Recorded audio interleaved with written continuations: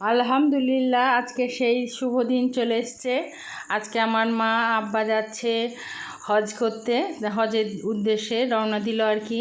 তো সবাই তাদের জন্য দোয়া করবে, তারা যে কাজে যাচ্ছে সেই কাজে যেন সফল হয়ে নেক বান্দা হয়ে ফিরতে পারে। তো এই তো সকালবেলায় চা খাওয়ার আগে আমি যে কাজটা করি সেটা হলো মেশিনে কাপড়গুলো দিয়ে দিই, তাহলে হচ্ছে চা খেতে আর একটু বসে গসিপ করতে, যেহেতু সকালবেলায় কাজ আমাকে খুব একটা করতে মন যায় না, তো সেহেতু একটু কথা বলি, রানার সাথে গল্প করি। তো যাই হোক, আমার সকালটা এভাবে কাটে। তো আমি কাপড়টা দিয়ে দিয়েছিলাম আর ততক্ষণে চা হয়ে গেছে, তো সে কাপড়টা একটু দিয়ে দিলাম। তো স্বাগত তোমাদের আমার চ্যানেলে। আশা করি যে যেখান থেকে দেখছো সবাই সুস্থ আছো, ভালো আছো। আমিও আমার পরিবার নিয়ে মোটামুটি ভালোই আছি। তো চলো, নতুন একটি ব্লগ নিয়ে তোমাদের সামনে আবার চলে এলাম। তো দেখতে থাকো, আশা করি ভালো লাগবে। তো চলো। আর হ্যাঁ, যারা আমার চ্যানেলটা সাবস্ক্রাইব করে দিয়েছো তাদেরকে তো অসংখ্য ধন্যবাদ। আর যারা করনি এখনও আমার চ্যানেলটা সাবস্ক্রাইব, তাদেরকেও বলছি যদি ভালো লাগে তাহলে আমার চ্যানেলটা সাবস্ক্রাইব করে আমার পাশে থেকে যেও, আর পাশের বেল আইকনটা ক্লিক করো যেন নোটিফিকেশনটা তোমার কাছে সবার আগে পৌঁছে যায়। তো চলো শুরু করি নতুন একটি ব্লগ। আর এই দেখো, ইপসিতা এখন রেডি হচ্ছে, স্কুলে যাবে। তো এর মধ্যে আমার নাস্তা তৈরি হয়ে গেছে, তো তাকে তাড়াতাড়ি দিয়ে দিলাম, কারণ সে যাবে। আর আমার ব্যাকগ্রাউন্ডটা দেখে কেউ কিছু মনে করো না প্লিজ, কারণ ইপসিতা এখানে পড়ছিল, ইপসিতার এক্সাম চলছে, ইপসিতা এখানে পড়ছিল, তাই আমি ঠিকভাবে গোছগাছ করতে পারিনি। ইপসিতা চলে যাওয়ার পর করে নেব। তো চলো।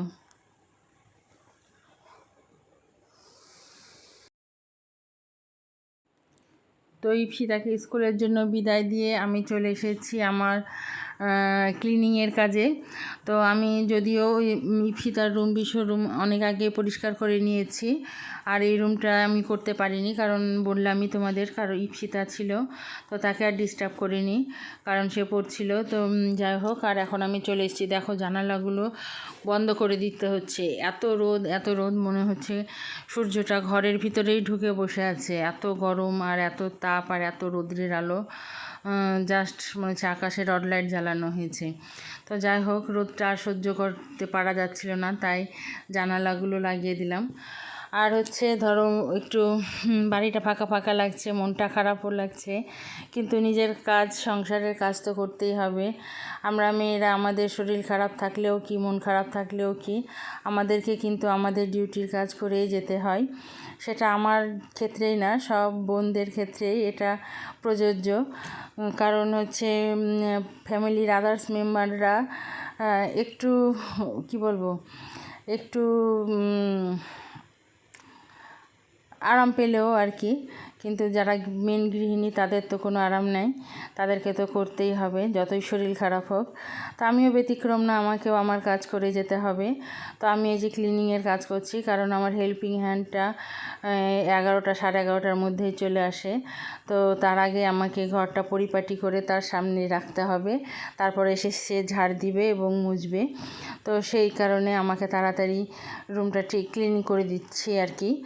আর ক্লিন করার পরেই যাব রান্নাঘরের উদ্দেশ্যে। আর একবার রান্নাঘরে ঢুকে গেলে কিন্তু এই কাজ সেই কাজে আর এদিকে আসতে পারবো না, তাই আমি এটা প্রত্যেক দিনকারই রুটিন। আমি নাস্তার পরে কিন্তু বাড়ির সমস্ত ফার্নিচারগুলোকে মুছি, কারণ হচ্ছে আমার রাস্তার ধারের বাড়ি আর প্রচুর ধুলো হয়ে যায়, মুছি এবং রুমগুলো ক্লিন করে নিই।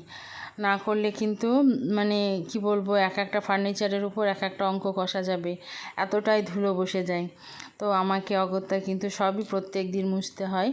আমার না, মনে হয় যাদের যাদের রাস্তার ধারের বাড়ি তাদের সকলেরই, কারণ পাশ দিয়ে বাইক যায়, অতিরিক্ত বাইক, আর বাইক গেলে কী হারে যে ধুলো উড়ে বলাই যায় না। আর জানালাটা খোলা রাখি তখন তো, কারণ বিকেলের পরে তো যখন রৌদ্র ডুবে যাবে জানালাটা খুলবই গরমের দিন, আর তারপরে ধুলোগুলো ঢুকতে থাকে।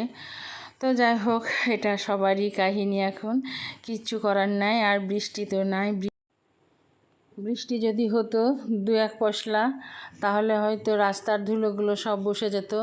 জানো, আমি তাই দোয়া করি যে রাত্রে 1 ঘন্টা করে বৃষ্টি হয়ে যাক, তাহলে হচ্ছে রাস্তার ধুলোগুলো বসে যাবে, তাহলে এতটা ধুলোবালি উঠবে না। কি বলবো, বাইরের গ্যারেজটা তো দিনের মধ্যে কতবার যে ঝাড় দিতে হয়, নইলে কিন্তু সব ধুলোগুলো ঘরে ঢুকবে, মানে প্রচুর ঝামেলা লাগে। তো যাই হোক, এই ঝামেলার মধ্যেও চলে আসছে, দিনগুলো কোনো মতে চলেই যাচ্ছে। তো এই তো, আর এখন চলে এসেছি রান্নাবান্নার কাজে। তো আজকে সেরকম কিছু রান্না করব না, খুব সিম্পল একটা রান্না।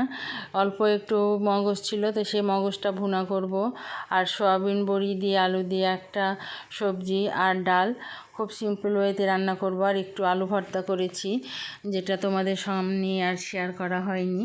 তো যাই হোক, অল্প কিছুই। আর এই গরমের মধ্যে বিশেষ কিছু খাবো না, যদিও মগজ ভুনাটা একটু কি বলবো, অয়েলি খাবার, তো ওটা গরমের মধ্যে না খাওয়াই ভালো। কিন্তু অনেক দিন থেকে ছিল ফ্রিজে, আর রান্না কেন জানি ফ্রিজের খাবারটা অনেক দিন হয়ে গেলে খেতে চায় না, তো সেহেতু করে নিলাম। তো যাই হোক, রান্না করতে করতে কিন্তু আমি অনেকটা কাজ করেছি, যেটা অফ ক্যামেরায় তোমাদের সঙ্গে শেয়ার করা হয়নি। সেটা হচ্ছে আমি রান্না অনেক সবজি নিয়ে এসেছিলো বাজার থেকে, সেই সবজিগুলো ফ্রিজে তুলেছি। আর মুদিখানারও কিছু বাজার নিয়ে এসেছিলো, সেগুলোও তুলেছি। সব কিছু তোমাদের সামনে শেয়ার করিনি, কারণ এমনিতে আমি অনেক লেট হয়ে গেছি। সব কিছু শেয়ার করলে কিন্তু আর করা যেত না। তো আমি তো বললামই, অফ ক্যামেরায় আমি অনেকগুলো কাজ করেছি। তার মধ্যে এটা হচ্ছে যে সজনার ডাঁটাগুলো আমি সুন্দর করে ছিলে ধুয়ে শুকিয়ে রেখে দিয়েছি, জল ঝরিয়ে আর কি। কারণ এটা একটা ওই যে কাপড়ের ব্যাগগুলো থাকে না, যেটা হচ্ছে অনেক সময় মার্কেটে দেয়, এইসব কাপড়ের ব্যাগে সুন্দর করে জড়িয়ে রেখে দিলে কিন্তু ফ্রিজে রেখে দিব, তাহলে কিন্তু এটা মোটামুটি 1 সপ্তাহের মধ্যে খাওয়া যাবে, নষ্ট হবে না। বেশিও যায়, তো আমি কম করে 1 সপ্তাহের কথা বললাম। তো যাই হোক, সবাই এভাবে করো। আর একটু একটু করে অনেক বেশি হয়ে গেল, এখন আর বাড়াতে চাচ্ছি না। সবাই সুস্থ থেকো, ভালো থেকো, আর হ্যাপি থেকো। এখনকার জন্য আসি।